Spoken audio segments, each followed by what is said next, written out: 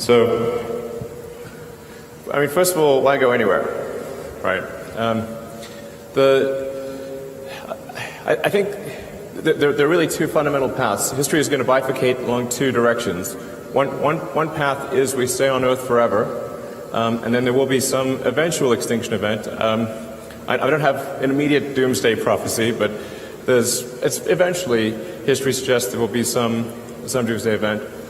The alternative is to become a spacefaring civilization and a multi-planet species, which I hope you would agree that is the right way to go. Yes?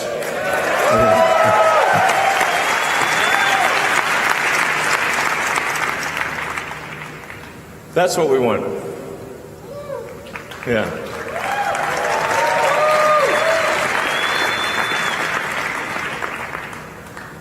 So how do we figure out how to take you to Mars and create a self-sustaining city, a city that is not merely an outpost but could become a planet in its own right, and thus we could become a truly multi-planet species.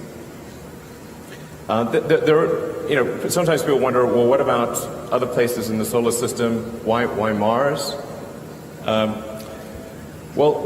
Just to sort of put things into perspective, this is an actual scale of what the solar system looks like.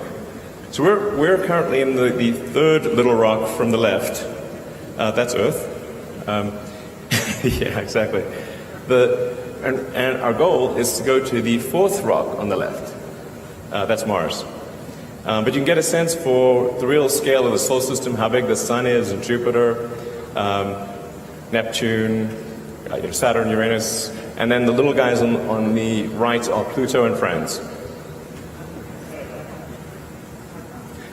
This sort of helps see it not quite to scale, but it gives you a better sense for where things are.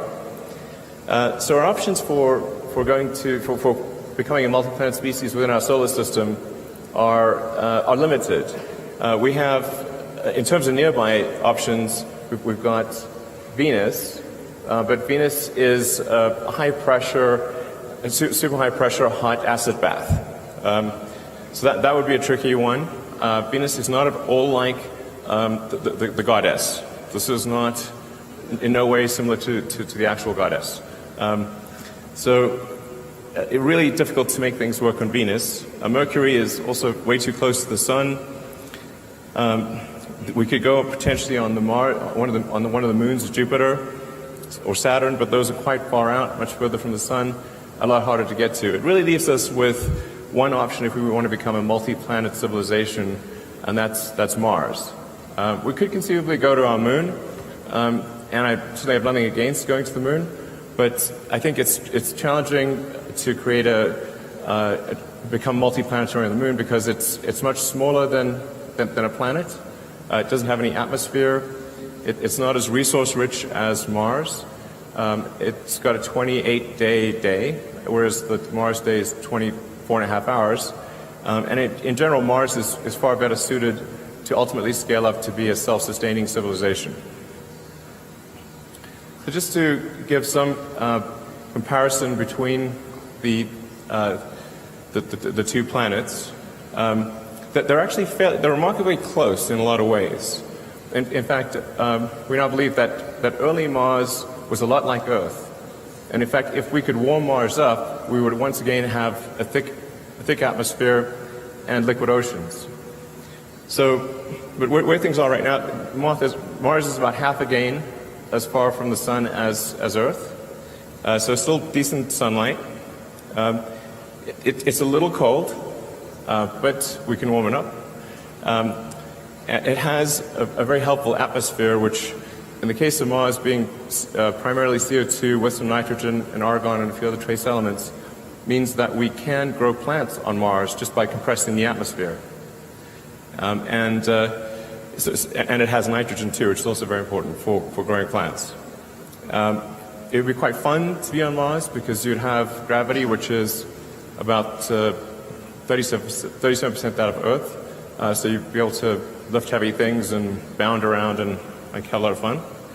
And the day is remarkably close to that of Earth. And So we just need to change that bottom row, because currently we have 7 billion people on Earth and 0 on Mars. So there's been a lot of great work by NASA and other organizations in early exploration of Mars and understanding what Mars is like, where could we land, what's the composition of the atmosphere, where is there water, or ice, I should say, and so we need to go from these early exploration missions to actually building a city. The issue that we have today is that if you look at a Venn diagram, there's no intersection of sets of people who want to go and can afford to go. In fact, right now you cannot go to Mars for infinite money. Using traditional methods, if taking sort of Apollo-style approach, an optimistic cost number would be about $10 billion a person. So, for example, the Apollo program, the cost estimates are somewhere between 100 to 200 billion dollars in current year dollars, and we sent 12 people to the surface of the moon, which was an incredible thing, and I think probably one of the greatest achievements of humanity. But that is a steep price to pay for a ticket.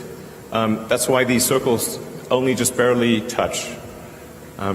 So you can't create a self-sustaining civilization if the ticket price is $10 billion a person. What we need is to move those circles together.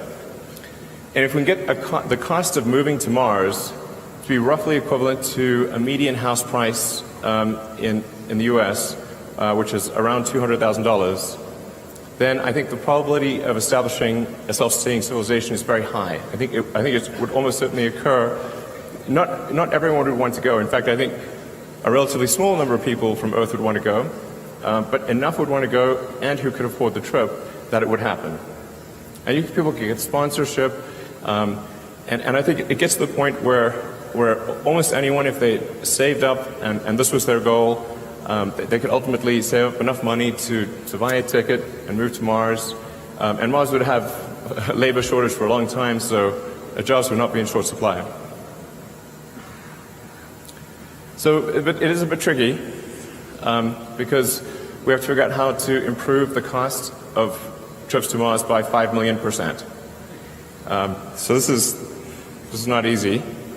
And I mean, it sounds like virtually impossible, but I think there are ways to do it. This translates to an improvement of approximately 4.5 orders of magnitude. These are the key elements that are needed in order to achieve the 4.5 order of magnitude improvement. Most of the improvement would come from full reusability, somewhere between 2 and 2.5 orders of magnitude, and then the other 2 orders of magnitude would come from refilling in orbit, propellant production on Mars, and choosing the right propellant. So I'm going to go into detail on all those. Full reusability is really the super hard one. It's very difficult to achieve reusability for even an orbital system, and that challenge becomes even substantially greater for a system that has to go to another planet. But as an example of the difference between reusability and expendability in aircraft, and this you could actually use any form of transport. You could say a car, bicycle, horse. If they were single use, almost no one would use them. It would be too expensive. But with frequent flights, you can take something like an aircraft that costs $90 million, and if it was single use, you'd have to pay $500,000 per flight. But you can actually buy a ticket on Southwest right now from LA to Vegas for $43, including taxes. So that's a massive improvement. Right there, it's showing a 4 order of magnitude improvement. Now this is harder. The reusability doesn't apply quite as much to Mars because the number of times that you can reuse the spaceship the spaceship part of the system is less often because the Earth-Mars rendezvous only occurs every 26 months. So you get to use the spaceship part roughly every 2 years. Now you get to use the booster and the tanker as frequently as you'd like.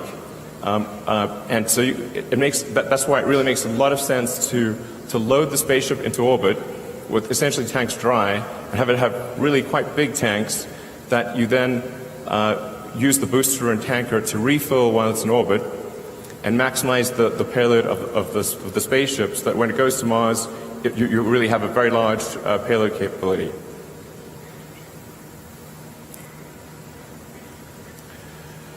So, as I said, refilling in orbit is one of the essential elements of this.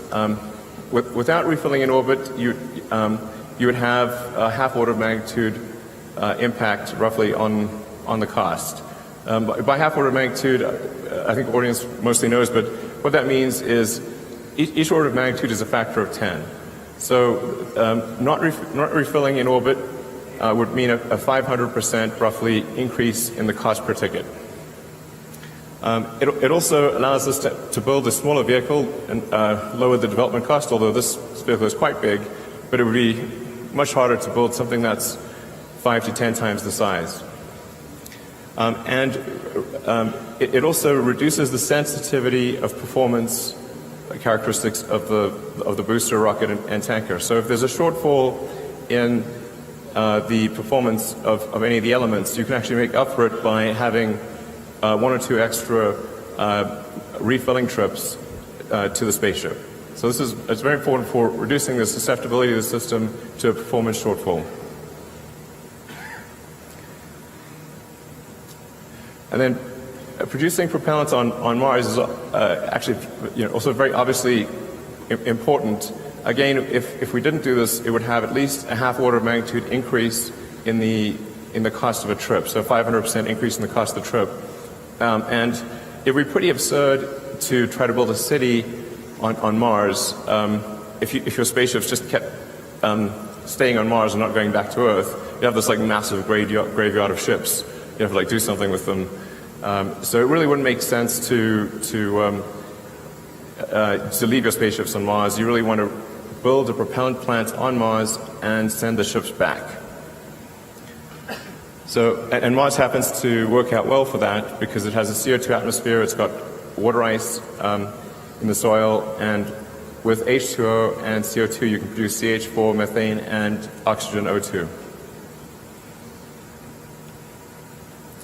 So picking the right propellant is also important. Think of this as maybe there's 3 main choices, and they have their merits, but kerosene or rocket propellant grade kerosene, which is also what jets use. Rockets use a very expensive form, a highly refined form of jet fuel, essentially, which is a form of kerosene. It helps keep the vehicle size small, but because it's a very specialized form of jet fuel, it's quite expensive. The reusability potential is lower. Very difficult to make this on Mars because there's no oil. So really quite difficult to make the propellant on Mars. And then propellant transfer is pretty good, but not great. Hydrogen, although it has a high specific impulse, is very expensive, incredibly difficult to keep from boiling off because liquid hydrogen is very close to absolute zero as a liquid. So the insulation required is tremendous, and the cost of the energy cost on Mars of producing and storing hydrogen is very high. So when we looked at the overall system optimization, it was clear to us that methane actually was the clear winner. So it would require maybe anywhere from 50 to 60% of the energy on Mars to refill propellant using the propellant depot, and just the technical challenges are a lot easier. So we think methane's actually better on just really almost across the board. And we started off initially thinking that hydrogen would make sense, but ultimately came to the conclusion that the best way to optimize the cost per unit mass to Mars and back is to use an all-methane system, or technically deep cryomethalogs. So those are the four elements that need to be achieved. Whatever architecture, whatever system is designed, whether by SpaceX or anyone. We think these are the 4 features that need to be addressed in order for the system to really achieve a low cost per ton to the surface of Mars. And this is a simulation of the overall system.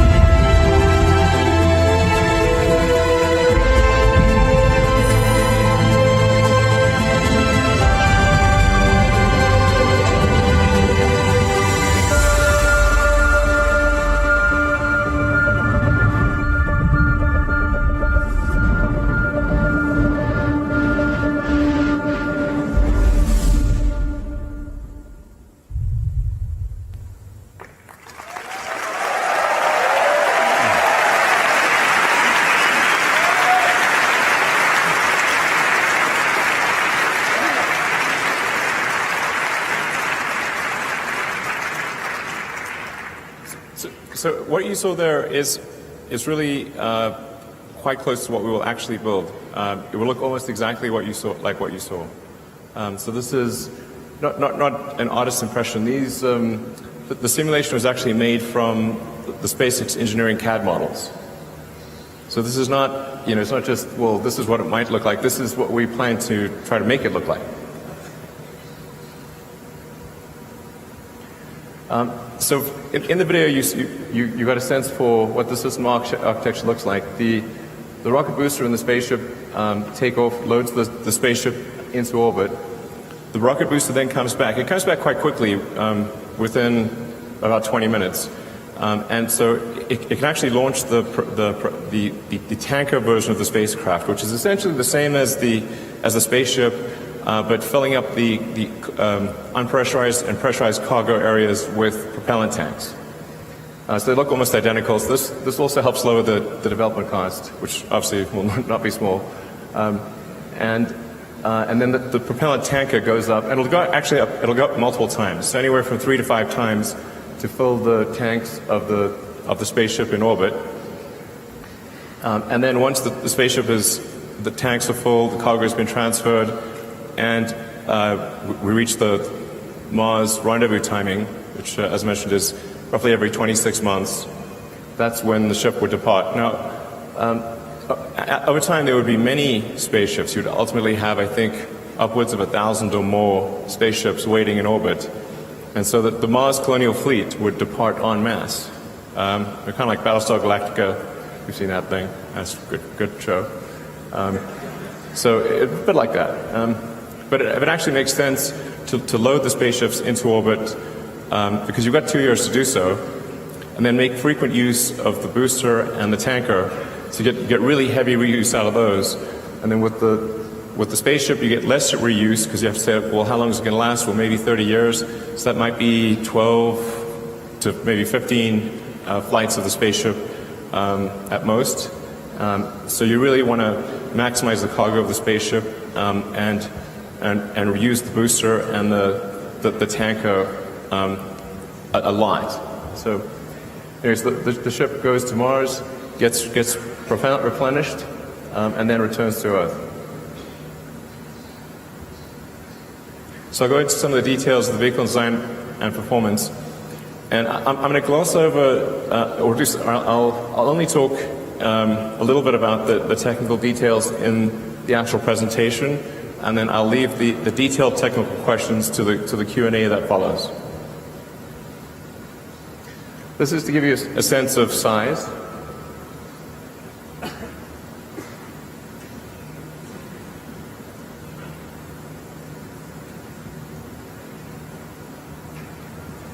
So it's quite big.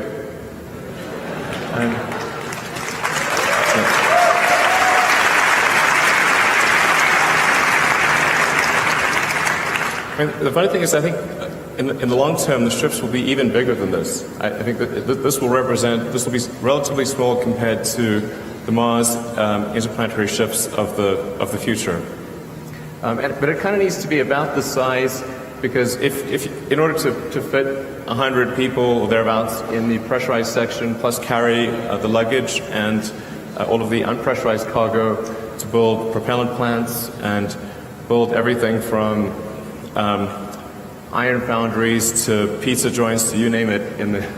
We need to carry a lot of cargo. So it really needs to be roughly on this order of magnitude, because if we say like say a minimum threshold for self-sustaining city on Mars or civilization would be 1 million people. Well, and you can only go every 2 years. If you have 100 people per ship, that's 10,000 trips. So I think at least 100 people per trip is the right order of magnitude, and I think we actually may end up expanding the crew section and ultimately taking more like 200 or more people per flight in order to reduce the cost per person. So, but it's 10,000 flights is a lot of flights. So you really want, ultimately, I think, on the order of 1,000 ships. It'll take a while to build up to 1,000 ships.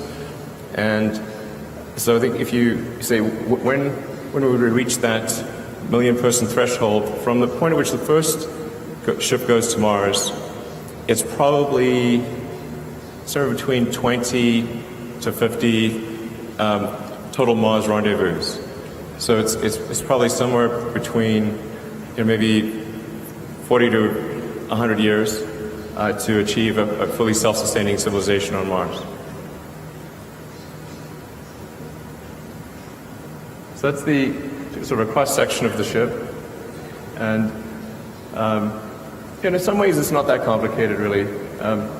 It's made primarily of an advanced carbon fiber. The carbon fiber part is tricky when dealing with deep cryogens and trying to achieve both liquid and gas impermeability and not have gaps occur due to cracking or pressurization that would make the carbon fiber leaky. So this is a fairly significant technical challenge to make deeply cryogenic tanks out of carbon fiber. And it's only recently that we think that the carbon fiber technology has gotten to the point where we can actually do this without having to create a liner on the some sort of metal liner or other liner on the inside of the tanks, which would add mass and complexity.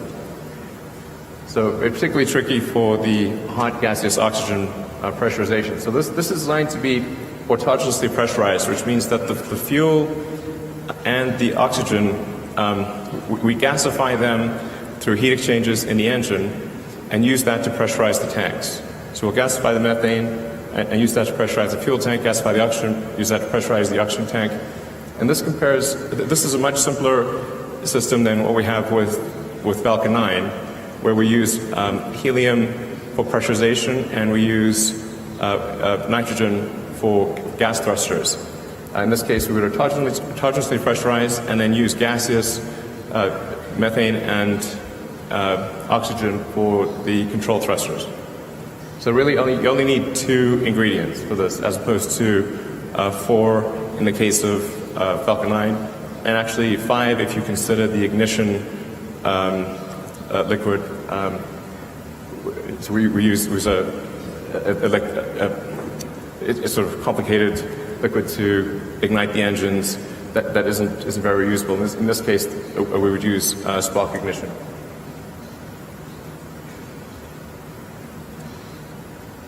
So this gives you a sense of vehicles by performance, sort of current and historic. I don't know if you can actually read that, but in expendable mode, the vehicle approach that we're proposing would do about 550 tons and about 300 tons in reusable mode. That compares to Saturn's V max capability of 135 tons. But I think this really gives a better sense for things. The white bars show the performance of the vehicle, like in other words, the payload to orbit of the vehicle. So you can see essentially what it represents is what's the size efficiency of the vehicle. And most rockets, including ours that are currently flying, the performance bar is only a small percentage of the actual size of the rocket. But with the interplanetary system, which will initially be used for Mars, we've been able to, or we believe, massively improve the design performance. So it's the first time a rocket's sort of performance bar will actually exceed the physical size of the rocket.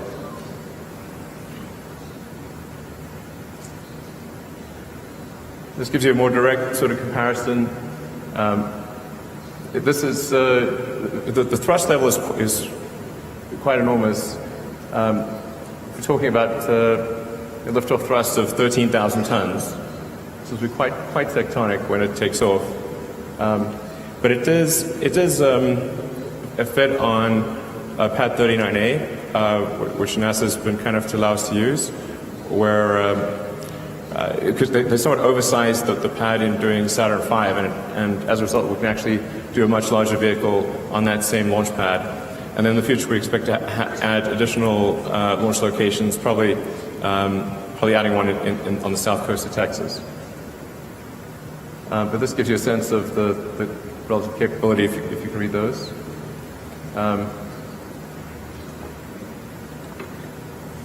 But yeah, these vehicles have very different purposes. This is really intended to carry huge numbers of people, ultimately millions of tons of cargo to Mars. So you really need something quite large in order to do that. So to talk about some of the key elements of the interplanetary spaceship and rocket booster, we decided to start off the development with what we think are probably the two most difficult elements of the design. One is the Raptor engine, this is going to be the highest chamber pressure engine of any kind ever built, and probably the highest thrust to weight. It's a full-flow staged combustion engine, which maximizes the theoretical momentum that you can get out of a given source fuel and oxidizer. We subcool the oxygen and methane to densify it. So compared to when propellants are normally used, they're used close to their boiling point in most rockets. In our case, we actually load the propellants close to their freezing point, and that can result in a density improvement of up to around 10 to 12%, which makes an enormous difference in the actual results of the rocket. It also makes it gets rid of any cavitation risk for the turbopumps, and it makes it easier to feed a high-pressure turbopump if you have very cold propellant.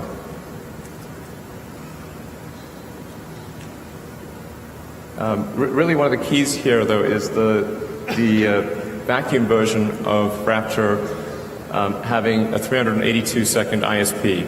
This is really quite critical to the whole Mars mission, and we're confident we can get to that number, or at least within a few seconds of that number, ultimately maybe exceeding it slightly.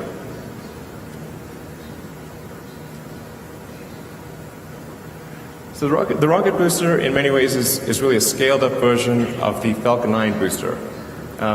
You'll see a lot of similarities, such as the grid fins, obviously clustering a lot of engines at the base, and the big difference really being that the primary structure is an advanced form of carbon fiber as opposed to aluminum lithium, and that we use autogenous pressurization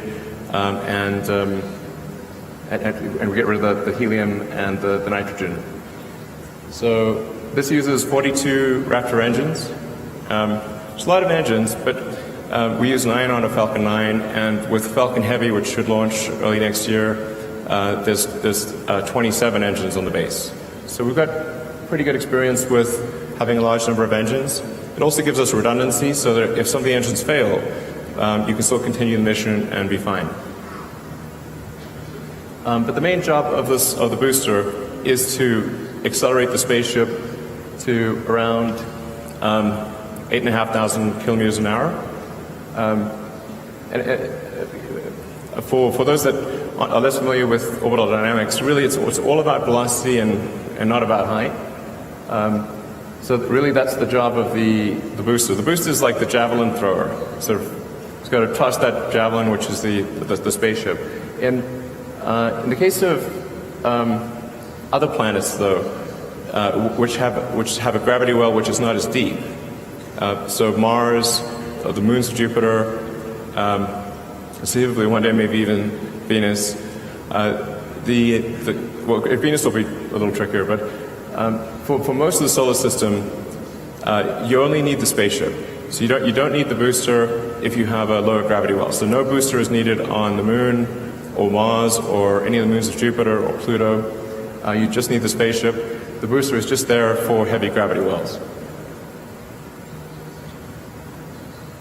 And then we've also been able to optimize the propellant needed for boost back and landing to get it down to about 7% of the liftoff propellant load. We think with some optimization, maybe we can get it down to about 6%.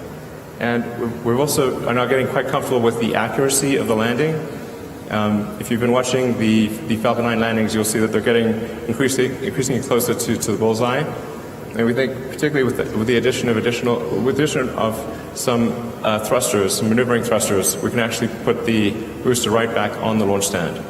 And then those fins at the base are essentially centering features to take out any minor position mismatch at the launch site.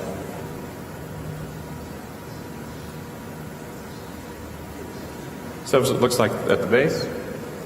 So we think we only need to or steer the center cluster of engines. So there's 7 engines in the center cluster. Those would be the ones that move for steering the rocket, and the other ones would be fixed in position, which gives us the best concentration of we can max out the number of engines because we don't have to leave any room for gimbaling or moving the engines.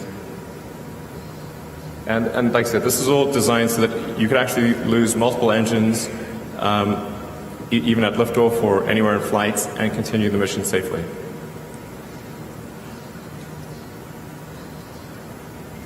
So for the spaceship itself,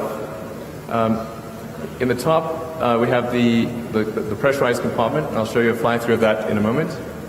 Then beneath that is where we'd have the unpressurized cargo, which would be really flat packed in a very dense format. And then below that is the liquid oxygen tank.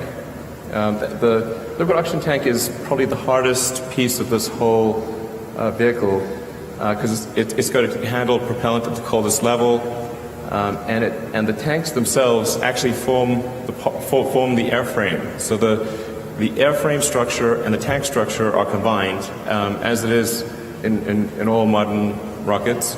And in aircraft, for example, the wing is really a fuel tank in wing shape.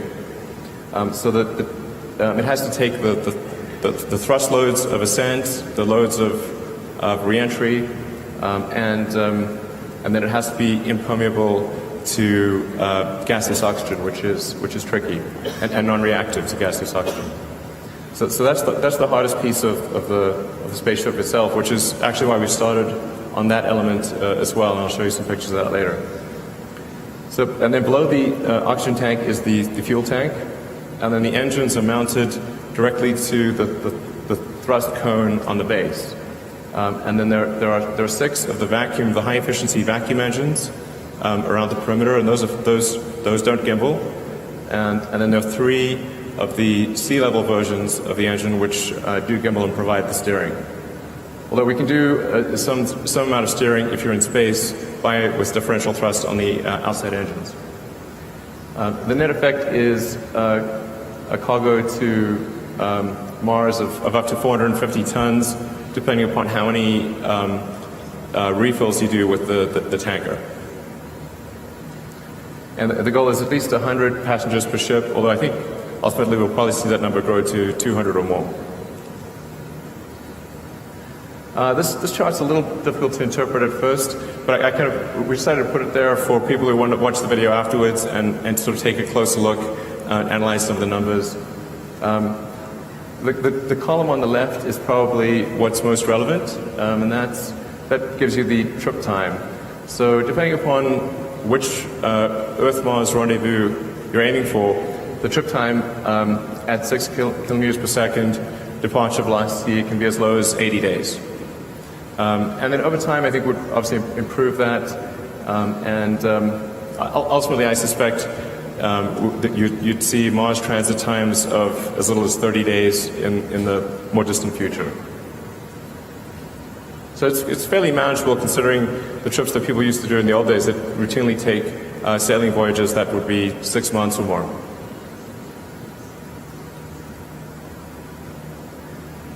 So on arrival, the heat shield technology is extremely important.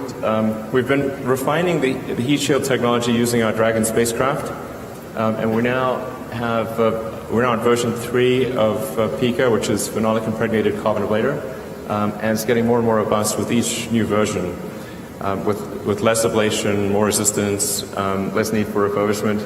The heat shield is basically a giant brake pad. So it's like, how good can you make that brake pad against extreme reentry conditions and minimize the cost of refurbishment, and make it so that you could have many flights with no refurbishment at all.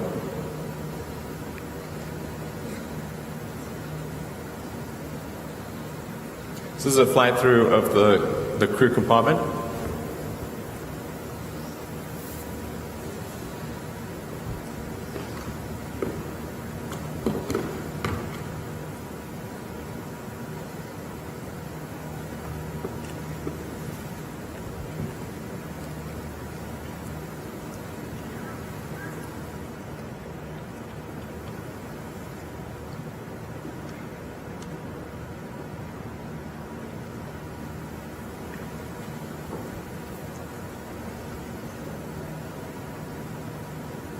just want to give you a sense of what it would feel like to actually be in the spaceship. I mean, in order to make it appealing and increase that portion of the Venn diagram where people actually want to go, it's got to be really fun and exciting, and it can't feel cramped or boring. So the crew compartment or the occupant compartment is set up so that you can do zero-G games, you can float around. There'll be like movies, lecture halls, cabins, a restaurant. It'll be like really fun to go. You're gonna have a great time.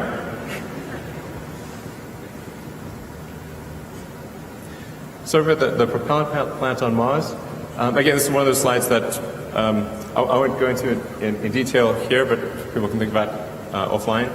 The key point being that the ingredients are there on Mars to create a propellant plant with relative ease. Because the atmosphere is primarily CO2, and there's water ice almost everywhere, you've got the CO2 plus H2O to make methane CH4 and oxygen O2 using the Sabatier reaction. The trickiest thing really is the energy source, which we think we can do with a large field of solar panels.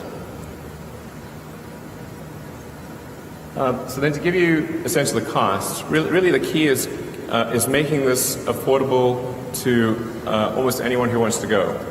And we think based on this architecture, assuming optimization over time, like the very first flights would be fairly expensive, but the architecture allows for a cost per ticket of less than $200,000. Maybe as little as $100,000 over time, depending upon how much mass a person takes. So we're right now estimating about $140,000 per ton to the surface of Mars. So if a person plus the luggage is less than that, taking into account food consumption and life support, then we think that the cost of moving to Mars ultimately could drop below $100,000.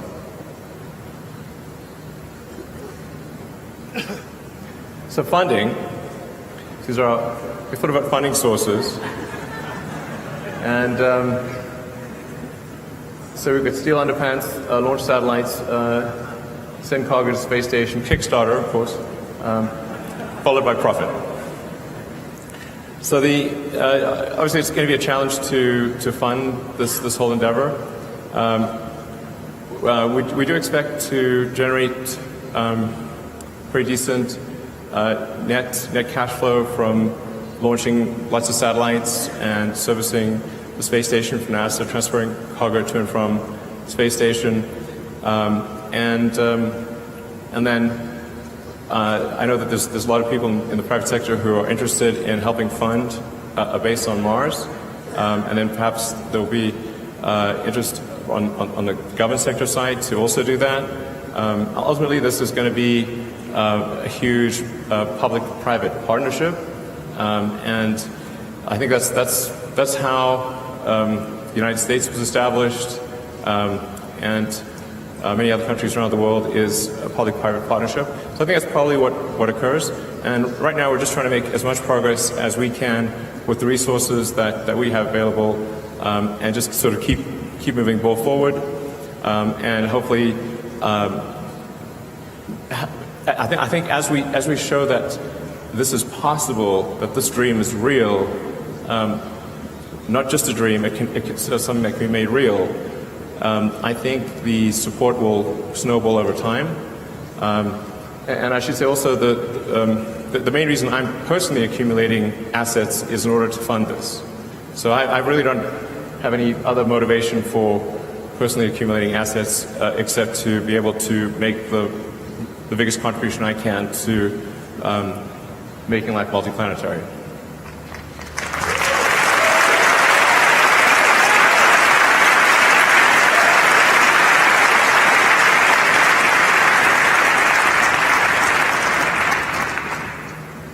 Timelines. Not the best at this sort of thing. But just to show you where we started off, in 2002, SpaceX basically consisted of carpet, and a mariachi band. That was it. That's all of SpaceX in 2002. As you can see, I'm a dancing machine.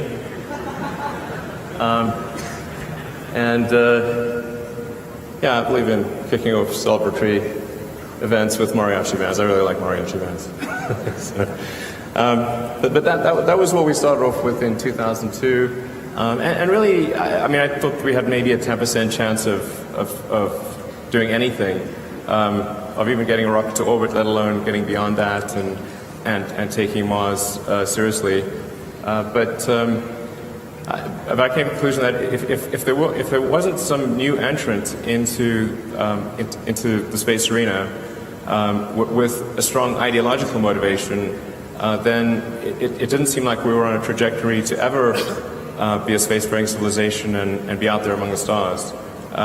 Because in '69 we were able to go to the moon, and the space shuttle could get to low Earth orbit, and then obviously the space shuttle got retired, but that trend line is down to zero. So I think what a lot of people don't appreciate is that technology does not automatically improve. It only improves if a lot of really strong engineering talent is applied to the problem that it improves. And there are many examples in history where civilizations have reached a certain technology level and then have fallen well below that, and then recovered only millennia later. So we go from 2002, where we're clueless, and developed with Falcon 1 the smallest useful orbital rocket that we could think of, which would deliver half a ton to orbit.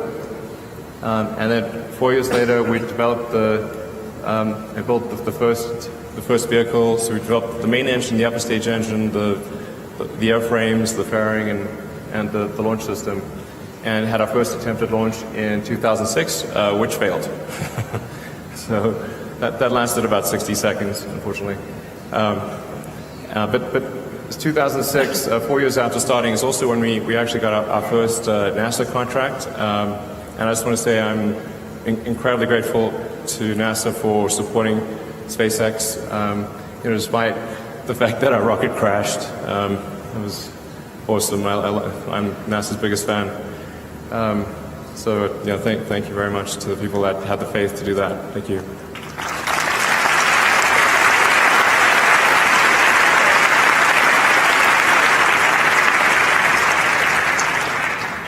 So then, 2006, followed by a lot of grief, and then finally the fourth launch of Falcon 1 worked in 2008, and we were really down to our last pennies. In fact, I only thought I had enough money for 3 launches, and the first 3 bloody failed, and we were able to scrape together enough to just barely make it and do a fourth launch, and that thank goodness that fourth launch succeeded in 2008. That was a lot of pain. And then also at the end of 2008 is when NASA awarded us the first major operational contract, which was for resupplying cargo to the space station and bringing cargo back. Then a couple of years later, we did the first launch of Falcon 9, version 1, and that had about a 10-ton to orbit capability, so it was about 20 times the capability of Falcon 1, and also was assigned to carry our Dragon spacecraft. Then 2010 is our first mission to the space station, so we were able to finish development of Dragon and dock with the space station in 2010. 2010 is expendable Dragon. 2012 is when we delivered and returned cargo from the space station. 2013 is when we first started doing vertical takeoff and landing tests. And then 2014 is when we were able to have the first orbital booster do a soft landing in the ocean. The landing was soft, it fell over and exploded, but landing for 7 seconds, it was good. And we also improved the capability of the vehicle from 10 tons to about 13 tons to LEO. And then 2015, well, last year, in December, that was definitely one of the best moments of my life when the rocket booster came back and landed at Cape Canaveral. So that was really, yeah.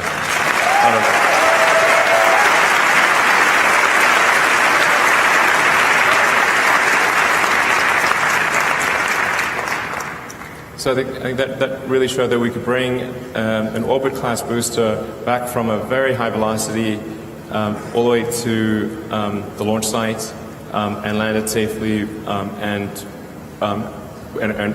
with almost no refurbishment required for reflight. And if things go well, we're hoping to refly one of the landed boosters in a few months. So yeah, and then 2016 we also demonstrated landing on a ship. The landing on the ship is important for the very high velocity geosynchronous missions, and that's important for usability of Falcon 9 because about roughly a quarter of our missions are sort of servicing the space station, and then there's a few other low Earth orbit missions, but most of our missions, probably 60% of our missions are commercial geo missions. So we've got to do these high velocity missions that really need to land on a ship out to sea. They don't have enough propellants on board to boost back to the launch site. So looking into the future, next steps. We were kind of intentionally a bit fuzzy about this timeline, but we're going to try to make as much progress as we can. Obviously, it's with a very constrained budget, but we're going to try to make as much progress as we can on the elements of the interplanetary transport booster and spaceship, and hopefully we'll be able to complete the first development spaceship in maybe about 4 years, and start doing suborbital flights with that. In fact, it actually has enough capability that you could maybe even go to orbit if you limit the amount of cargo with the spaceship. But you have to really strip it down. But in tanker form, it can definitely get to orbit. Can't get back. We can get to orbit. It actually starts thinking like maybe there is some market for really fast transport of stuff around the world, provided we can land somewhere where noise is not a super big deal. The rockets are very noisy, but we could transport cargo to anywhere on Earth in 45 minutes at the longest. So most places on Earth would be maybe 20, 25 minutes. So maybe if we had a floating platform out off the coast of,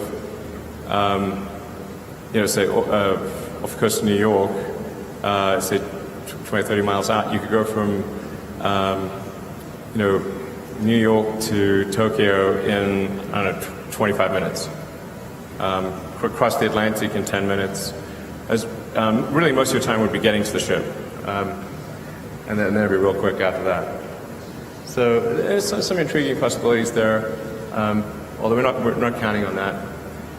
And then development of the booster. We actually think the booster part is relatively straightforward because it amounts to a scaling up of the Falcon 9 booster. So we don't see a lot of sort of showstoppers there. But then trying to put it all together and make this actually work for Mars. If things go super well, it might be kind of in the 10-year time frame. But I don't want to say that's when it will occur. It's like there's a huge amount of risk. It's going to cost a lot. Good chance we don't succeed, but we're going to do our best and try to make as much progress as possible. And we're going to try to send something to Mars on every Mars rendezvous from here on out. So Dragon 2, which is a propulsive lander, we plan to send to Mars in a couple of years, and then do probably another Dragon mission in 2020. In fact, we want to. establish a steady cadence, that there's always a flight leaving, like a train leaving the station. With every Mars rendezvous, we will be sending a Dragon, at least a Dragon to Mars, and ultimately the big spaceship. So if there are people that are interested in putting payloads on Dragon, you can count on a ship that's going to transport something on the order of at least 2 or 3 tons of useful payload to the surface of Mars.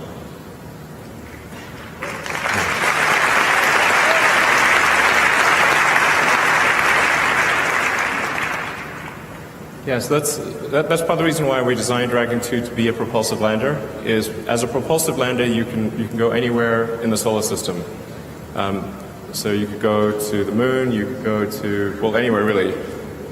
Whereas if something relies on parachutes or wings, then you can pretty much only, well, if it's wings, you can pretty much only land on Earth because you need a runway, and most places don't have a runway.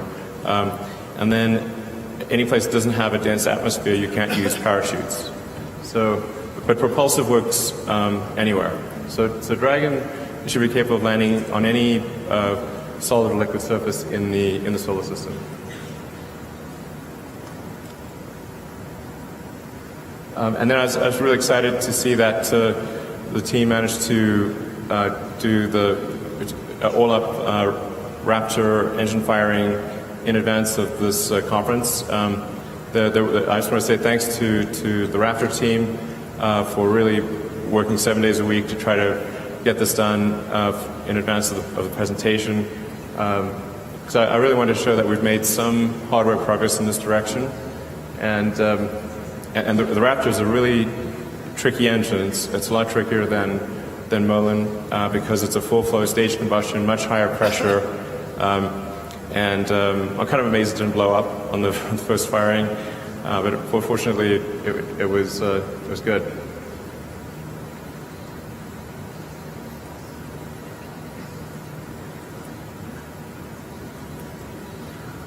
It's kind of interesting to see the Mach diamonds forming. Yeah.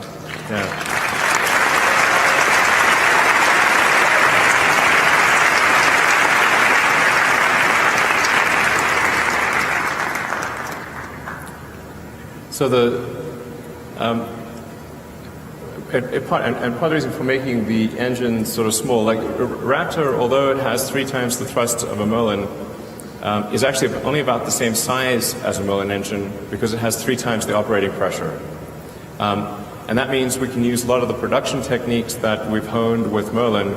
We're currently producing Merlin engines at almost 300 per year. So we understand how to make rocket engines in volume. So even though the Mars vehicle uses 42 on the base and 9 on the upper stage, so we're 51 engines to make. That's well within our production capabilities for Merlin, and this is a similarly sized engine to Merlin, except for the expansion ratio. So we feel really comfortable about being able to make this engine in volume at a price that doesn't break our budget. And then we also wanted to make progress on the primary structure. So, as I mentioned, this is really a very difficult thing to make. Is to make something out of carbon fiber. Even though carbon fiber has incredible strength to weight, when you want to then put super cold liquid oxygen and liquid methane, particularly liquid oxygen, in a tank, it's subject to cracking and leaking, and it's a very difficult thing to make. Just the sheer scale of it is also challenging because you've got to lay up the carbon fiber in exactly the right way on a huge mold, and you've got to cure that mold at temperature, and then it's just really hard to make large carbon fiber structures that can do all of those things and carry incredible loads. So that's the other thing we wanted to focus on was the Raptor, and then building the first development tank for the Mars spaceship. So yeah, like I said, this is really the hardest part of the spaceship. The other pieces are we have a pretty good handle on, but this was the trickiest one, so we wanted to tackle it first. You get a size for how big the tank is. It's really quite big. Also, big congratulations to the team that worked on that. They also were working 7 days a week to try to get this done in advance of the IAC. So that we managed to build the first tank, and the initial tests with the cryogenic propellant actually look quite positive. We have not seen any leaks or major issues. This is what the tank looks like on the inside.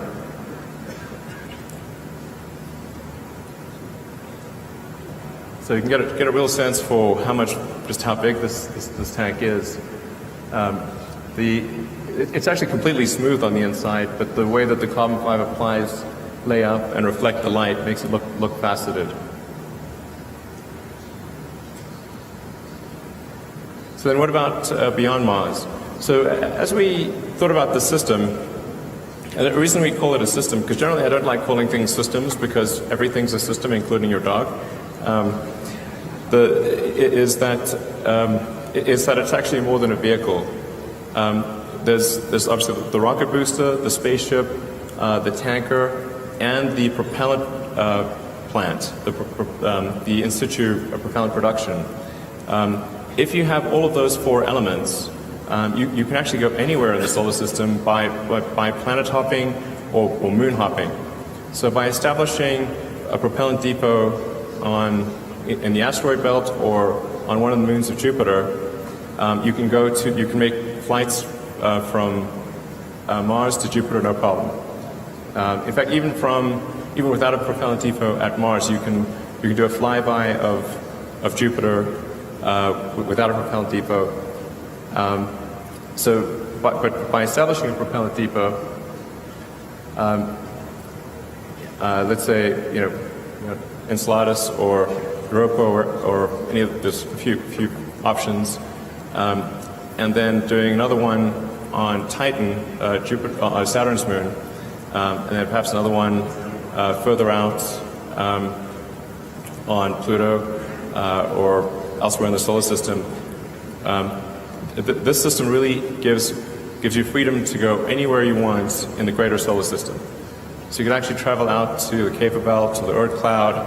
I wouldn't recommend this for interstellar journeys, but this basic system, provided we have filling stations along the way, means full access to the entire greater solar system.